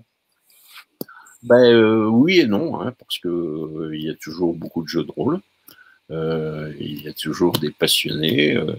La revue Casus Belli existe toujours en numérique. Toujours. Wow. Oui, en numérique. Ouais, j'ai toute la collection. Donc, moi, je te dirais les jeux vidéo, je suis pas, mais ça c'est une question d'âge. Enfin, bon, c'est vrai que c'est magnifique, c'est formidable, c'est des réalisations sensationnelles, mais ça me fatigue assez vite, quoi. Alors que le jeu de rôle, j'adore, parce que le jeu de rôle, tu as de la créativité, tu peux apporter ta propre créativité, tu peux créer tes aventures, tu crées tes artefacts, tu crées ton contexte. C'est très différent. Mais c'est pas mort. La preuve, c'est que j'y joue toujours. Ah, moi, c'est la grande époque, justement, avec l'appel de Cthulhu, avec la boîte Donjons et Dragons. Alors, moi, je me rappelle la première boîte de Donjons et Dragons, c'était cette boîte rouge que je montrais tout à l'heure. Et j'avais tanné ma mère pour qu'elle achète ça parce que j'étais pas grand. Et ça coûtait une centaine de francs, quand même, à l'époque. Hein. facile, hein, et 100 francs, c'était pas rien quand même. Et tu fais acheter cette boîte. La première boîte que j'ai achetée, moi, c'était à Boston. Parce que c'est comme The Lord of the Rings pour Bergier. Ça n'existait pas en France. Et donc, je l'ai acheté à Boston lors d'un trip où je suis allé me recueillir sur la tombe de mon maître Lovecraft à Providence, qui est à 60 km de Boston. Bon, il y a un nom que les jeunes connaissent peut-être pas, mais c'est Gary Gygax, bien sûr, qui est quand même... qui est quand même, enfin, pour tous les gens qui ont un peu joué au jeu de rôle, une espèce de dieu vivant, en fait. Comme Steve Jackson ou Ian Livingstone aussi, pour ceux qui ont touché au livre dont vous êtes le héros, j'imagine que c'est quelque chose que tu as aussi pratiqué. Le sorcier de la montagne de feu, je m'en suis jamais remis. Loup solitaire. Loup solitaire, la série Loup solitaire, magique. Et c'est vrai que j'étais plutôt à lire ceux de Ian Livingstone, je trouvais ceux de Steve Jackson beaucoup trop durs par rapport à ceux de Ian Livingstone. Mais enfin, ça ne nous rajeunit pas tout ça quand même, je pense. Non, mais il faut rester jeune. Écoute, je l'avais pas prévu pour. Écoute, voilà la pile qui m'attend là en ce moment. Donc ça, c'est des escape games. Ouais, alors, en voilà un sur le Titanic. Alors, voilà un escape game qui s'appelle Sous l'emprise de Cthulhu. Voilà.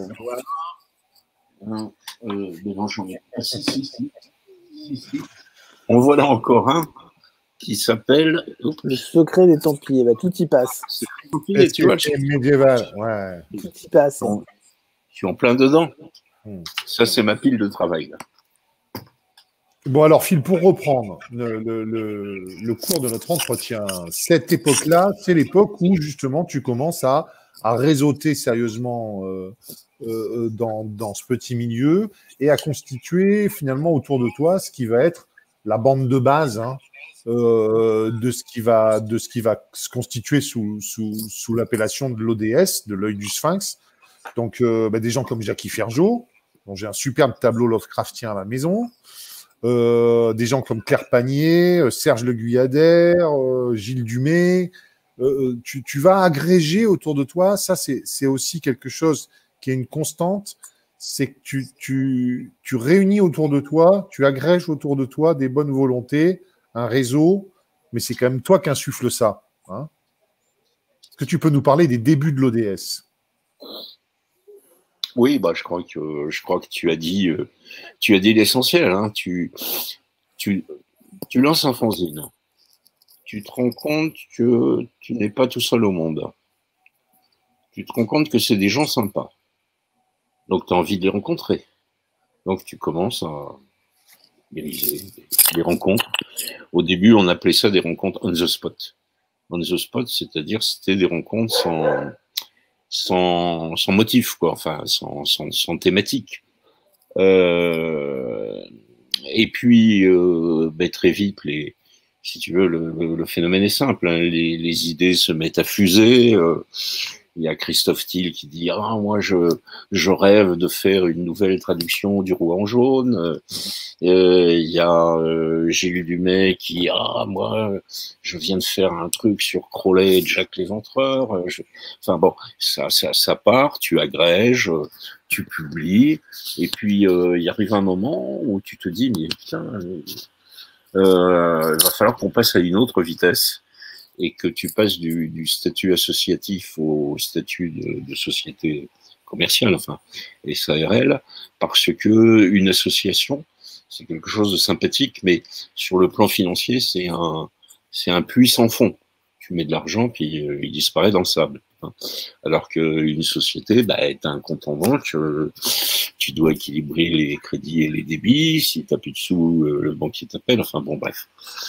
Et donc c'est comme ça que, si tu veux, donc le début de l'ODS sous forme de club association, c'est la fin des années 80, le début des années 90, et on a vécu 10 ans comme ça. Et en juin 2000, on a pris la décision de doubler la structure en créant une maison d'édition, donc une SARL.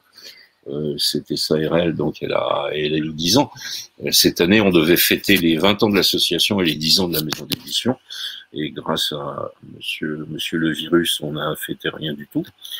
Mais enfin, bon, c'est pas perdu quand même. Et cette maison d'édition qui a 10 ans, Grantin, elle n'a pas fait faillite. Même si cette année a été particulièrement difficile, on n'en est pas encore tout à fait sorti. En 10 ans, on a publié environ 200 bouquins. Et on a racheté une maison d'édition qui était en difficulté, celle de Jean-Christophe Pichon, Edith, qui a un catalogue à peu près équivalent au nôtre. Ça veut dire qu'aujourd'hui, on est à la tête d'un catalogue de 450 bouquins. J'en profite pour partager justement le site de l'œil du Sphinx, qui est ici. Ouais. Voilà. Bon. Alors, c'est toujours ce qu'on dit, enfin, en tout cas, ce qu'on répète depuis le premier confinement. Si vous voulez acheter des livres, vous avez raison. Mais quelle bonne idée de passer directement par l'éditeur, malgré tout. Ah, ça, acheter ses livres chez l'éditeur, c'est comme aller acheter ses poireaux à la ferme. C'est un petit peu ça. Non, ouais. Surtout chez les petits éditeurs, c'est vrai qu'il faut vraiment se précipiter. Il y a vraiment des pépites dans ce catalogue, tant dans les littératures de l'imaginaire que dans toute cette matière, hein, voilà, paranormale, cryptozoologique.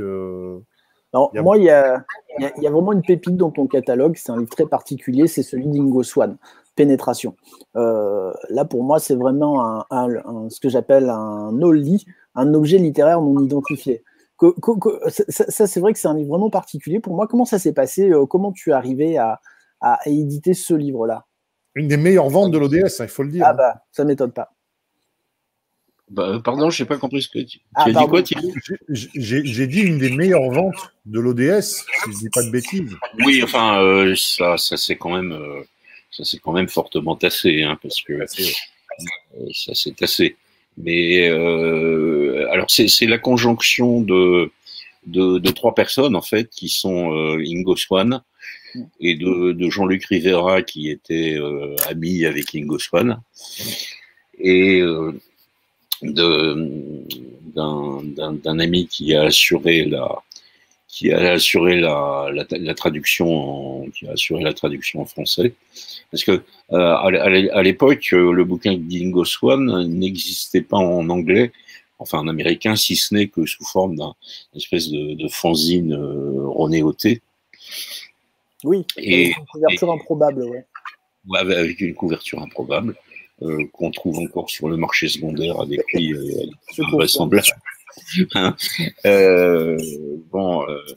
Donc voilà un peu l'aventure de ce bouquin, qui est effectivement devenu un fonds de bibliothèque, mais enfin il y a eu une époque, enfin les premières années, ça partait comme des petits pains. Quand on a lancé Pénétration, c'était absolument inouï. C'est vrai que c'est quand même un récit absolument hallucinant, malgré tout. Oui, c'est-à-dire que c'est un bouquin que j'adore et que je déteste. Je l'adore dans sa première partie, le remote viewing, et on va aller voir ce qui se passe de l'autre côté. Puis ensuite, de l'autre côté de la Lune, sur la face cachée de la Lune. Et ensuite, la deuxième partie, c'est quand même du conspirationnisme pur et dur, quoi. Hein. Bon. Je me rappelle de ce que Geneviève avait dit à propos de ce bouquin. Elle avait dit, mais sait-on vraiment quelle est la temporalité dans laquelle Ingo voit ça? Est-ce qu'il est en contact avec des choses qui se déroulent pendant son temps, ou est-ce qu'il voit des choses du futur? Il faut peut-être prendre ce récit comme ça aussi. Ça permet de mieux le digérer. Oui, tout à fait. Tout à fait. Moi, j'ai lu il y a une revue américaine improbable dont j'ai pas le titre en tête, mais qui est la revue américaine du remote viewing et qui a fait, je sais pas moi, 5-6 ans, tout un dossier sur Ingo Swann. Et pour répondre à la question de Geneviève Béduno, eux défendent la thèse de la temporalité, mais de la temporalité immédiate. C'est-à-dire, je vois en ce moment ce que ma sœur est en train de faire dans sa cuisine, dans son appartement à Nice. Il n'est pas dans 10 ans. Et tous les tests qui sont bien connus qu'a fait Ingo Swann pour arriver au niveau de classification élogieux auquel il est arrivé, c'était des observations immédiates, c'est-à-dire voilà Jupiter, rendez-vous à telle coordonnée sur Jupiter et dites-nous ce que vous voyez, ce qu'ensuite la sonde pourra photographier et vérifier si vous avez bien vu ou pas bien vu, quoi. L'ufologie, c'est quelque chose qui t'a très vite intéressé, à la fois par les récits sur les anciens astronautes que tu vas découvrir hein, dans la foulée de planètes avec les collections éditoriales que tu as citées. Tu dis, page 76 dans ton bouquin, il y a quelque chose qui me perturbe profondément, c'est l'ufologie. Mais je n'aime pas ce mot. Qu'est-ce qui se passe dans l'univers qui semble vouloir s'intéresser à nous? Quelque chose qui traverse le temps en s'habillant des couleurs du temps. On ne sait pas très bien ce qu'ils veulent. Moi, je ne pense pas que ce soit des méchants. Il y a quelque chose qui traverse le temps et qui est là. Qu'est-ce que tu peux nous dire là-dessus et est-ce que tu peux nous dire aussi au passage 2 mots sur Bertrand Méheux, qu'on a vu il y a quelques années au Salon des littératures maudites et dont tu republies, je crois, quelques textes importants et un peu méconnus. Oui, alors la citation que tu viens faire de ma pomme, j'ai pas grand-chose à rajouter puisque elle résume mon opinion. Mon opinion, c'est que c'est vrai que le mot d'ufologie c'est un peu réducteur. Par contre, d'avoir cette espèce de conviction que quelque chose traverse le temps, nous accompagne, s'adapte aux couleurs du temps. Je sais pas d'où ils viennent, je sais pas ce qu'ils veulent. Je suis pas persuadé qu'ils soient franchement méchants, mais ça c'est une conviction qui est assez forte hein, et qui rejoint mes convictions parallèles sur ce qu'on pourrait appeler l'intelligence cosmique, enfin ou l'intentionnalité. C'est bon. Mais là-dessus, bon, bah voilà, c'est un sentiment, c'est ce que je pense. Ce que tu me sur Bertrand Méheust. Ouais, sur Méheust. Pardon. On a. Oui, Méheust qui m'intéressait, tout à fait. On a republié récemment, du reste, il y a une petite année, son bouquin sur la postérité, un bouquin qui s'appelle La postérité du sabbat. Alors ce bouquin, il est extrêmement important et je pense que il faudrait que Bertrand soit avec nous là un de ces soirs parce que il n'a pas eu de chance, le pauvre Bertrand. Son bouquin sort et puis confinement, annulation des repas ufologiques. Enfin bon, tout est tombé en quenouille et il n'a pas eu la promotion qu'il mériterait. Bertrand dit. Notre porte est ouverte à Bertrand, bien entendu. Ce sera avec un grand plaisir qu'on discutera avec lui. Hein. Oui, je te donne l'idée au cas où tu ne l'aurais pas eu, mais enfin, il est intéressant. Et son bouquin est passionnant. Il dit une chose très simple. Il dit, bon, ben voilà, j'ai écrit ceci, cela, et on me considère comme un débunkeur critique, etc. Bon. Ce qui a été vrai à une époque, mais ce qu'il faut savoir aussi, dit-il, c'est que j'avais une pression, appelons ça une pression universitaire, hein, une pression académique, qui fait que je suis resté prisonnier, finalement, de cette approche réductrice. Aujourd'hui, Bertrand Méheust qui parle, je suis à la retraite et je peux dire ce que je pense. Donc, il va reprendre toute une série d'articles qu'il avait publiés, mais avec une préface et une postface qui est ce que j'en pense aujourd'hui. Et c'est quand même assez différent de l'image qu'on a traditionnellement de Bertrand Meust. Est-ce que tu peux nous dire un mot sur ce qui va être aussi vraiment une grande passion de ta vie et à laquelle on avait rendu hommage avec le premier salon des littératures maudites en te demandant d'en être le parrain. C'est la rencontre avec Lovecraft. J'aimerais que tu nous parles de cette rencontre avec Lovecraft, parce que je sais que ça passionne aussi Pascal. Ah oui. Et puis que tu nous parles d'un certain voyage à Providence que tu as accompli et que tu racontes dans le bouquin aussi.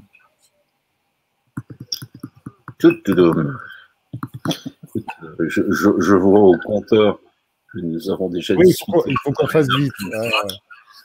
Donc, je vais te faire un Lovecraft pour les nuls en 5 minutes. Hein. Et pas 50 minutes, qui serait le temps nécessaire pour que je dise ce que j'ai à dire. Bon, je suis tombé dans la soupe de Lovecraft, toujours mêmes origines. Matin des magiciens, revue Planète, numéro 1 de la revue Planète. Lovecraft, ce grand initié, est venu d'ailleurs. Direction la librairie. C'était chez Présence du Futur, où j'ai commencé. Je suis d'ailleurs par-delà l'abîme du temps ou du sommeil, je ne sais plus. Enfin bon, bref. Donc je suis tombé dans cette soupe dont je me suis jamais remis. Alors pourquoi je m'en suis jamais remis? Parce que, bon, bien sûr, j'aime bien la littérature fantastique, je ne crache pas sur la littérature de terreur, d'horreur, mais surtout, j'ai adoré deux choses chez Lovecraft, c'est un, sa création d'univers, et deux, sa métaphysique. Lovecraft est un créateur d'univers, c'est quelque chose d'assez extraordinaire, et il y a peu d'auteurs qui soient de véritables créateurs d'univers. On connaît Tolkien, par exemple, mais il n'y en a pas 50. Et Lovecraft a créé un univers complet avec son panthéon de divinités, ou plutôt de créatures, parce qu'on ne sait pas bien si c'est des divinités, avec ses ouvrages maudits, sa bibliothèque de l'université de Miskatonic à Arkham, hein, et puis sa géographie revisitée de la Nouvelle-Angleterre, quand même, Arkham, Innsmouth, Dunwich, Kingsport and Co. Bon. Donc, il a créé un univers, et il a créé un univers généreux. C'est-à-dire, il a ouvert son univers à tous ses copains, en leur disant, ben, venez, servez-vous. Alors, il y a un tel qui prenait le Necronomicon pour une nouvelle, il y a un autre qui basait son aventure à Arkham, enfin, un univers généreux, et une générosité, comment dire, qui continue encore aujourd'hui. C'est-à-dire, il y a une avalanche, j'ose pas dire une diarrhée, de production Lovecraftienne absolument infinie. Donc aujourd'hui, c'est pas du jeu de rôle. Aujourd'hui, j'ai reçu celui-là. Alors là, c'est le top du top, moi Lovecraft. Alors c'est le top du top, c'est joliment présenté. Et c'est deux petits jeunes gens dont je ne donnerai pas les noms, qui ont pris des ciseaux, ils ont pris des passages de Lovecraft, ils ont classé, ils en ont fait un bouquin. Bon, ouais, pourquoi pas, voilà. Donc, parce que c'est un créateur d'univers, pouf, le livre tombe, et parce que il a créé une véritable métaphysique. Avant Lovecraft, l'homme était le centre de l'univers. Le centre de l'univers, soit parce qu'il avait été créé par Dieu, soit parce qu'il avait rejeté Dieu, soit parce qu'il avait été créé par la nature, mais il était le centre de l'univers. Et Lovecraft va apporter quelque chose d'absolument inouï, que moi j'ai appelé la métaphysique du néant. Et cette métaphysique du néant, c'est quelque chose d'absolument terrifiant. C'est-à-dire que l'homme n'est rien, l'homme n'est qu'une poussière, une nano-poussière dans un univers ballotté par des dieux ou des créatures étranges qui n'ont absolument rien à cirer de l'espèce humaine. Et alors là, il a remis les compteurs totalement à zéro, ce qui donne à sa création de fiction une force inouïe, quoi, parce que ça n'avait jamais été fait, ça n'existe. La métaphysique du néant, ça n'existait pas. Voilà. Oui, en quelques minutes, comment tu as rencontré. Alors, on pourrait parler aussi de Edgar Allan Poe. Ce serait intéressant de dire un mot parce que les gens savent moins que tu es un distingué holmesien. Et d'ailleurs, au-delà, un distingué doylien. Juste un mot brièvement, mais d'où oui, je suis allé à Providence, c'était un voyage formidable, j'ai fait le pèlerinage intégral et j'y retournerai dès que je pourrai y retourner parce que la Nouvelle-Angleterre c'est beau et comme tu y vas à l'été indien, c'est tout simplement magnifique. Edgar Poe pour moi, il est juste à côté. Il est juste à côté de Lovecraft. Alors, Edgar Poe, grand poète, pour moi, Edgar Poe, c'est l'homme de la beauté. C'est l'homme qui a conceptualisé la beauté comme philosophie. Et il a écrit un texte magnifique qui s'appelle Eureka. Eureka, c'est un texte de 50 pages et qui vient d'être édité par Jean-Pierre Luminet, qui est un physicien quantique bien connu. Et Eureka, c'est la physique quantique. Mais la physique quantique avec le tampon de Dieu. Hein. La physique quantique, elle cherche une intelligence peut-être, mais bon, pour Poe, c'est clair, c'est Dieu. Il a écrit un traité métaphysique absolument inouï.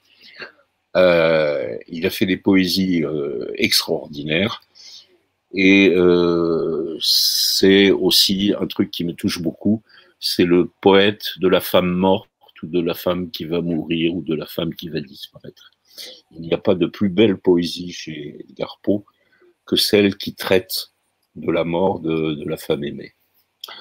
Sherlock Holmes, oui, je suis holmésien, mais je suis d'abord doylien. Tout simplement parce que le personnage de Conan Doyle m'a toujours fasciné par ses multiples facettes. Il était trop tout, c'était un aventurier, c'était un militaire, il a joué au détective privé. Il faisait des parties de déconnade pas possibles avec mon autre grand ami, je sais pas, Bram Stoker, le papa de Dracula. Ils ont mené des enquêtes policières tous les deux, enfin, en allant draguer les suffragettes à Londres. Enfin, un personnage formidable. J'aime bien Sherlock Holmes parce que Sherlock Holmes, c'est comme Lovecraft. C'est-à-dire qu'il a créé un univers avec générosité et que tout le monde peut venir aujourd'hui s'en servir pour écrire les nouvelles aventures de Sherlock Holmes et Sherlock Holmes à Rennes-le-Château et Sherlock Holmes à Providence. Et voilà. Donc ça, c'est mon ami Conan Doyle. Et il y en a un autre que j'ai oublié, dont tu voulais me faire parler. Non, c'était ça. C'était les principaux. Non, c'était bien. Par contre, effectivement, l'heure avance et elle avance bien. Ouais. Philippe, moi, j'aimerais te poser une question par rapport à cette espèce de polémique qui est en train de monter. Enfin, je sens qu'elle monte petit à petit, justement, par rapport au néo-évémérisme, par rapport au Matin des magiciens, par rapport à Lovecraft lui-même. Ce concept qui voudrait dire que tout ça, c'est bien raciste quand même de penser que les anciens ont pu venir, que Lovecraft lui-même était raciste, que Bergier peut défendre une thèse qui peut être considérée comme raciste. Qu'est-ce que ça t'inspire, toi, tout ça? Moi, ça m'inspire, ça m'inspire rien du tout. Ça m'inspire une grande fatigue. Bon, que Lovecraft ait été raciste, c'est vrai, c'est écrit, c'est démontré. Moi, je lui cherche pas C'est monstrueux. Moi, je ne cherche pas d'excuses. Cela dit, il faut toujours replacer les choses dans leur contexte. Et le contexte, bah, c'est le contexte, le contexte, pardon, du racisme de cette Amérique de l'époque. Bon. Je dirais, il aurait pu être plus intelligent que la moyenne de tous les racistes qui étaient américains à l'époque, ou tous les Américains qui étaient racistes à l'époque. Mais enfin, bon, bah, c'est comme ça.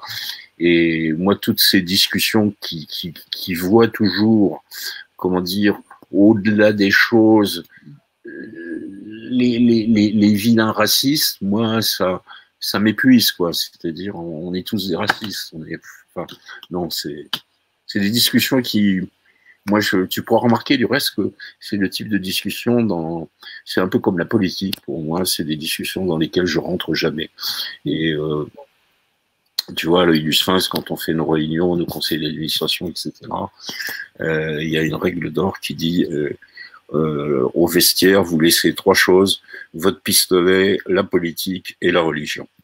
Et ensuite, voilà, ce qui nous permet d'avoir des réunions très agréables entre des gens qui sont pas franchement de droite et puis des gens qui sont pas franchement de gauche. Et puis voilà. Effectivement. À la lecture de ton bouquin, ce qui ressort, c'est que finalement, il y a vraiment une bonne partie de cette vie que tu passes à tisser vraiment un réseau d'amitié, de sociabilité, à participer à des colloques, à des journées d'études, à beaucoup de salons littéraires, à faire énormément de rencontres. Qu'est-ce que tu pourrais nous dire? Moi, j'aimerais que tu nous dises, pour finir, un petit mot sur Geneviève Béduno, qu'on a bien connue tous les deux, et qui a été aussi, à tes côtés, une des chevilles ouvrières de l'ODS. Ça fait partie de ces rencontres-là. Je veux dire, si tu n'avais pas créé l'ODS, tu n'aurais sans doute pas rencontré des Jackie Ferjot ou des Geneviève. Absolument. Ça, c'est complètement clair. Encore que, historiquement, Geneviève Béduno, je l'ai rencontré non pas vraiment par l'ODS, mais je l'ai rencontré par Rennes-le-Château, où sous un pseudo gaélique, elle participait à un forum, et tout le monde était scotché par son érudition, son apport historique, enfin un truc. C'est comme ça que je suis rentré avec Geneviève Béduno, et qui est apparue chez nous pour la première fois j'allais dire en vrai, lors d'un congrès fortéen. Bah, Geneviève Béduno, c'est pareil, c'était, je veux dire, la mort, c'est inéluctable, mais la mort, c'est un gâchis colossal. Il y a une nouvelle de Lovecraft qui s'appelle Celui qui chuchotait dans les ténèbres, et où, grosso modo, il y a un type qui a inventé une machine où on te pique le cerveau, puis on l'envoie sur YouGov, c'est-à-dire sur Pluton, pour cultiver tous ces cerveaux extraordinaires et continuer à en tirer la meilleure moelle. Bon, c'est Geneviève, c'est Joseph, c'est un gâchis énorme, mais ça reste, pour moi et pour tous les deux, du reste, c'est la même chose, comment dire, des gens pour qui l'amitié avait vraiment du sens, c'est-à-dire des gens fidèles, loyaux, sûrs, toujours présents, toujours inquiets aussi, et tout va bien, t'es sûr, t'es pas trop fatigué, et Philippe, ménage-toi, c'est le pauvre vieux. Geneviève Béduno, c'est comment dire, c'est un cerveau plus un cœur, une femme merveilleuse. Voilà. Bon, Pascal, est-ce qu'on a fini de cuisiner le Sieur Marlin? Il y aurait plein de choses à dire. Il faut absolument se plonger dans ce bouquin qui se lit encore une fois comme un roman, hein, qui est le récit, très bien de tes pérégrinations dans la matière parapsychologique, dans la matière des littératures, de l'imaginaire, de l'ufologie. Il y en a vraiment pour voilà, tous les amoureux de cette littérature née avec Le Matin des Magiciens. Le moment où toi, en tout cas, tu tombes dedans, c'est très bien expliqué. Et ça met un peu de lumière sur un itinéraire pas banal dans les littératures de l'imaginaire qui est le tien, cher Philippe. Voilà. Merci les amis. Merci Philippe d'avoir accepté cette invitation. Tu es bien sûr. Ah pardon, oui, pardon, mon Dieu, excuse-moi. C'est parce qu'on n'a fait que 2 ufostrophes, effectivement, j'ai pas encore l'habitude. Non, là tu dois répondre, Philippe, au questionnaire de Proust. Donc voilà, tu me réponds le plus spontanément possible. Ton mot préféré, Philippe? Mon quoi? Non. Ton mot préféré? Cornegigouille. Cornegigouille. Le mot que tu détestes? Paresse. Ta drogue favorite? La côte de bœuf. Le son, le bruit que tu aimes? Le son de brume. Le son ou le bruit que tu aimes? Ah, quand on débouche une bouteille de vin. Le son, le bruit que tu détestes? La chasse d'eau. Ton juron, gros mot ou blasphème favori?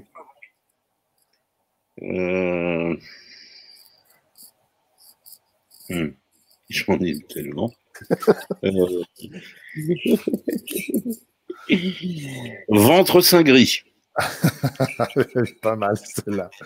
Homme ou femme pour illustrer un nouveau billet de banque?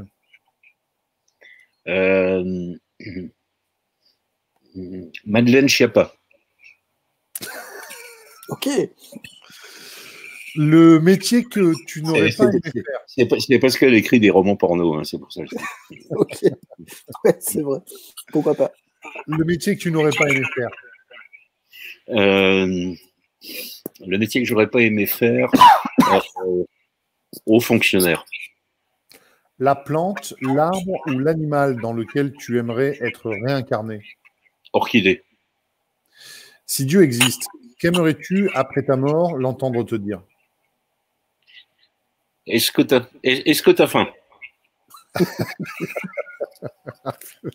Pourquoi ça m'étonne pas, ça? Bon, ben voilà, excellente conclusion. Ouais, effectivement. Ouais. Philippe, un grand merci de nous avoir consacré ces quelques temps. Encore une fois, n'hésite pas, tu es au Maybe chez toi. Ce sera toujours un grand plaisir de t'accueillir pour une sortie littéraire, pour toute occasion qui se présenterait. On sera toujours ravis et on sera toujours présent si tu as besoin de nous. Ce sera avec grand plaisir. Ok les amis. Bien, écoutez, je vous remercie à tous d'avoir suivi cette émission. N'hésitez pas à la partager, bien sûr, elle est là pour ça.